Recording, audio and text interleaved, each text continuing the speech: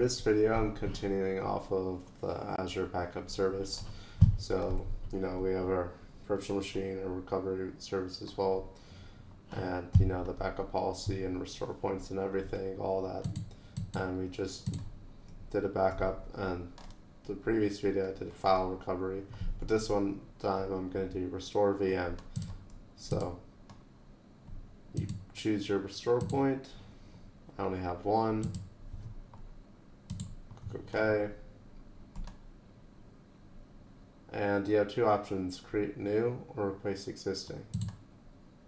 So create new is you can create a whole new virtual machine and just basically duplicate the backup onto that, or you could just restore the disk of this virtual machine and put it onto other virtual machines that you have. And if you do replace existing, since the disk from selected restore point, replace a disk in an existing VM. And that looks like a storage account I already have. Yeah. So we're going to just do create a new,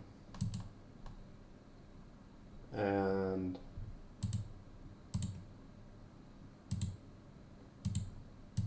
I'll do a whole new virtual machine, I think. Okay, so we'll just say new and restore. We're going to put in the same resource group, the same VNet, same subnet, and since we already have a storage account, I'll just use that one. Otherwise, you would have to make a storage account and then refresh this page if you do a new tab, or just leave, make a storage account, and then do this again.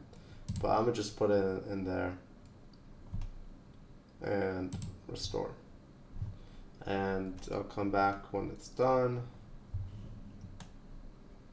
One thing I wanted to mention is, right now it's triggering the restore, is in other videos I showed how you could do backup jobs when you look at the recovery vault to see the progress of it, but you could also just go to the virtual machine you're doing the backup on, and in the backup blade you click view all jobs, and now we see that it's in progress, and I don't know, maybe hopefully it'll take around like 10 minutes, so you could just keep refreshing until it's done.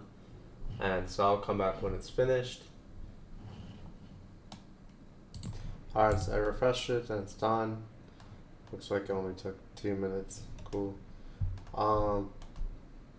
So let's go check it out.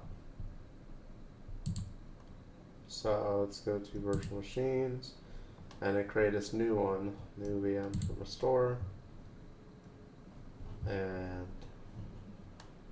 let's create a public IP address. Let's look at it. So the first, back from the video before when I first did the Azure backup service, I installed IIS on the virtual machine. So this one has IIS on it, even though it's brand new. I didn't do like a cloud in it, or provisioned it, any scripts, nothing, or extensions. It just copied it because the other VM had it that we backed up. So yeah, and if you want to see that it has also the file default.html that I made a notepad, there it is. If we go to our first virtual machine, that here is the file. So yeah, I did the whole VM.